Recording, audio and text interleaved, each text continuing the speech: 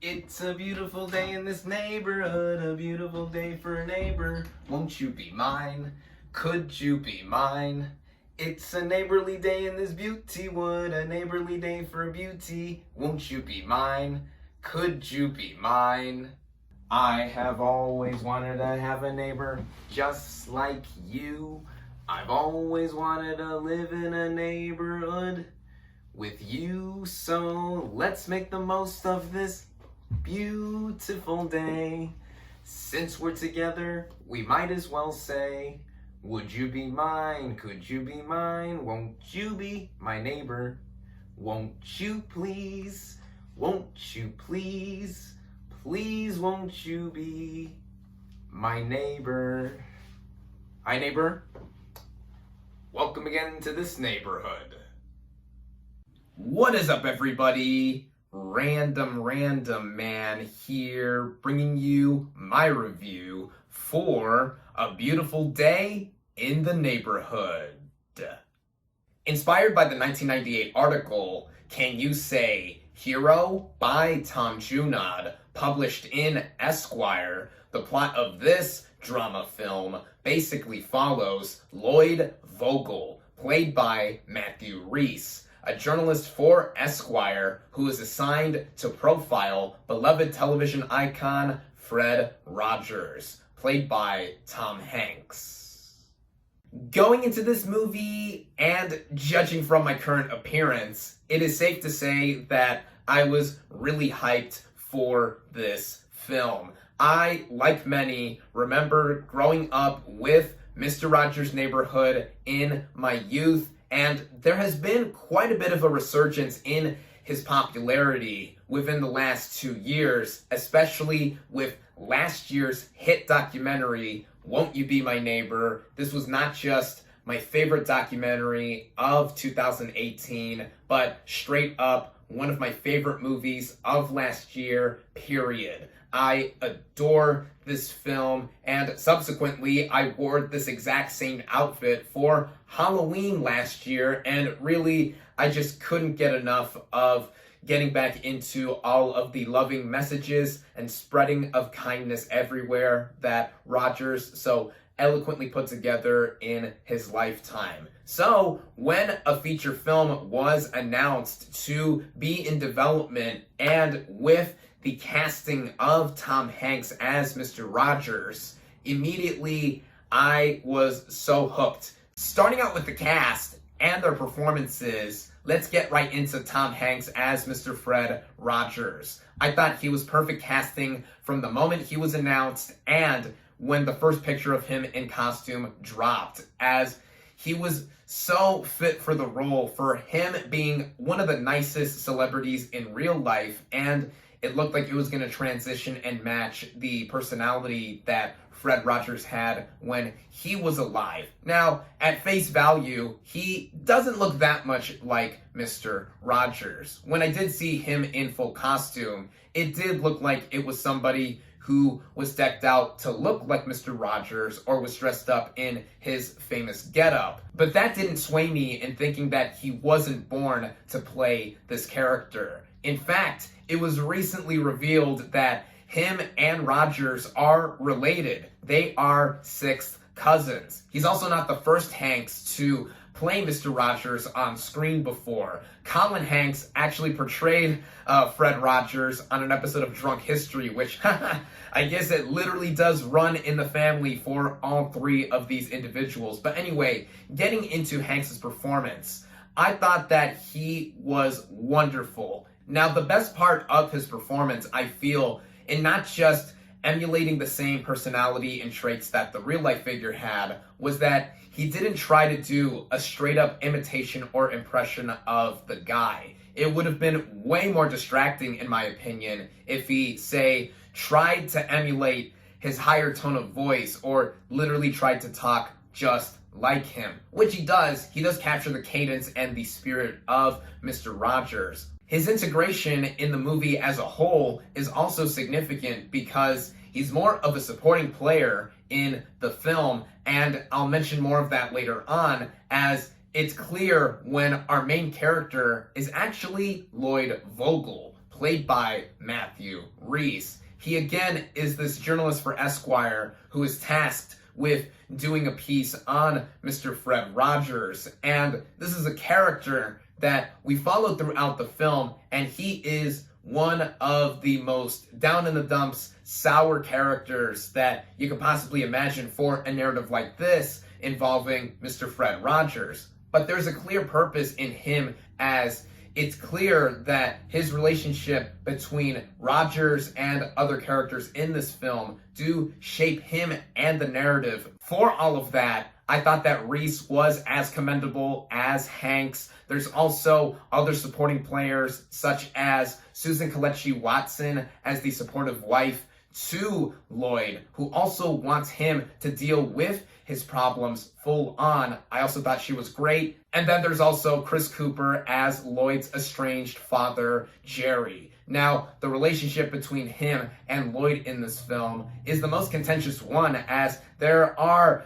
quite a bit of problems between the two, and they are pretty distant from each other. And it does lead into the integration of Rogers wanting him to really address and console with each other on what they have gone through in the past. Cooper is fantastic here. Everyone in this movie gives an outstanding performance. The writing of this film sets it up at first in looking like a movie that is all about Mr. Fred Rogers, when it is indeed not the case. A lot of people have been touting this film as a biopic of sorts, and I couldn't disagree more. Though the movie does begin full on just like how an episode of Mr. Rogers' Neighborhood would begin, right down to the framing and the sets, how Hanks comes in as Rogers singing "Won't You Be My Neighbor." It's well done there, and that immediately starts the movie on a good note. But it is clear as the opening sequence does progress, it is framed just like an episode of Mr. Rogers' Neighborhood, only elongated over a feature-length running time, and it's also more adult-centered in following Lloyd as our main character across the narrative. This is a very unique way to structure and frame this film for the rest of it, as I knew going in that this wasn't going to be a full-on biography of Mr. Rogers. If you want a visual biography on Mr. Fred Rogers, then watch Won't You Be My Neighbor, unless you have seen the marketing for A Beautiful Day in the Neighborhood and you know that Matthew Rhys's character is the one front and center in this movie's narrative, as again, he is tasked with writing this article for Esquire, profiling Mr. Rogers, while also dealing with family stuff that does come around full circle, with Rogers trying to get him to address his problems fully. And it goes on for the rest of the narrative to where Rogers is almost like a spiritual character, an outlet for Rhys's Vogel to be able to vent or wallow in all of the past that he has gone through. It's this approach that made me all the more absorbed by the narrative. And even though it does follow this character who is really negative for a lot of it, it's clear that this is something that I feel more people can relate to than it seems on the surface. And the integration of Mr. Rogers does give an outlet for us to be able to see how this guy was the real deal in how he was somebody who was full of compassion.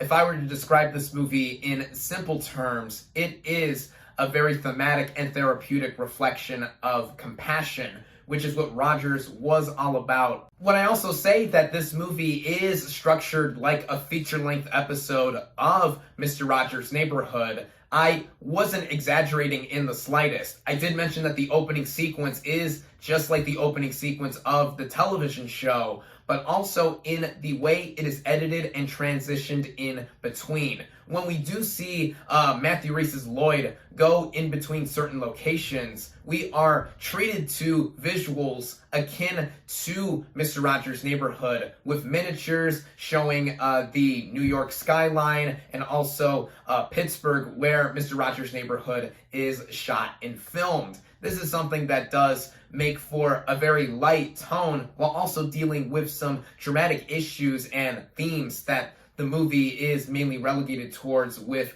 Reese's Lloyd. And for some, it's going to be something that is going to avert them away from this narrative because it is mainly one-sided to us, following him across the narrative and only using Mr. Rogers as a means to get a lot of the emotion and therapeutic elements out of us. But I think that this is something that is so unique. This movie is directed by Marielle Heller, whose previous film, Can You Ever Forgive Me, from last year, I really enjoyed. It got Melissa McCarthy, Richard E. Grant, and the screenplay Oscar nominations, and I feel the similar skill that she was able to apply with that movie applies here, with everything that I mentioned in the movie's focus on Reese's Lloyd and using Mr. Rogers as a means to not only spiritualize what the feel of this movie has brought onto us, but also with it being a specific piece that is almost like a very comforting, very consoling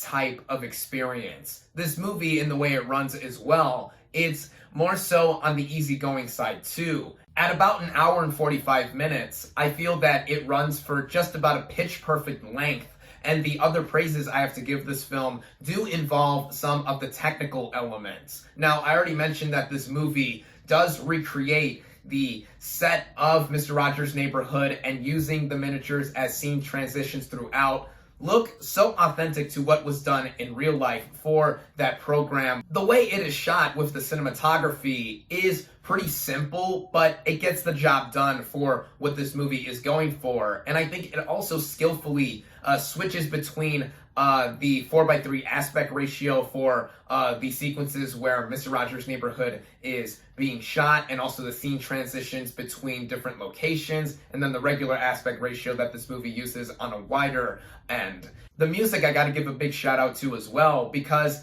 it feels something very reminiscent to Mr. Rogers' Neighborhood, and on its own, in connection to the rest of the film, it is ambient and comes in never to a point where it overwhelms us in trying to get an emotional response, which the movie does try to do at many, many points, but I think it's all warranted and balanced. Speaking of emotional responses, I did find myself getting choked up a bit across this film, never to the point of crying though. It's not like how I was wallowing while watching Won't You Be My Neighbor last year in theaters, but this movie did get to me on some aspects, and I think that the nature of this movie doing that to some audiences will also, like how the movie treats its narrative and mainly having Lloyd Vogel be at the front here, will avert them away as well. There's one specific sequence that I can see some people having a problem with, where Rogers and Vogel are in this restaurant together, and it involves a moment of silence, and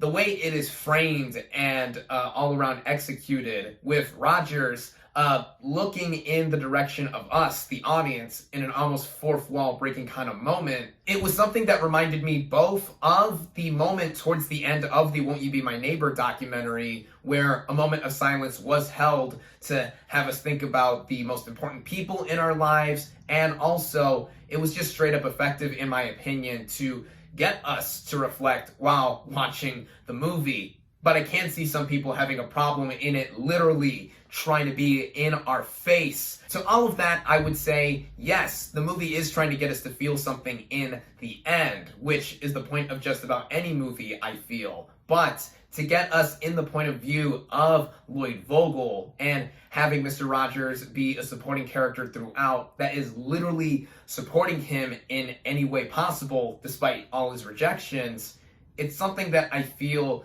is such a fitting way to use Mr. Rogers as a person, and also in a narrative that I feel is something anyone can just about relate to or latch onto, given the right expectations going into this film. Like I mentioned earlier, this isn't a straight up biopic on Mr. Fred Rogers. If you want that, again, I cannot recommend Won't You Be My Neighbor more highly enough. This is also how I feel about Apollo 11 supplementing what First Man did in its own narrative, both being about the Apollo 11 moon landing and Neil Armstrong's involvement in that monumental event. Fans of Rogers, I think, will be very pleased in not just seeing Hanks's excellent portrayal of him, but also seeing this movie capture the very essence and spirit of a man who really was larger than life itself, and was somebody that we do now need more than ever, as I mentioned when I reviewed Won't You Be My Neighbor. And with that movie being a film that was very necessary to today's society and culture that we're living in,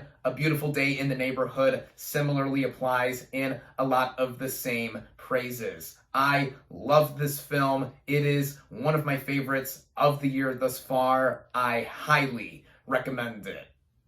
My final verdict for A Beautiful Day in the Neighborhood is 4.5 out of 5 stars.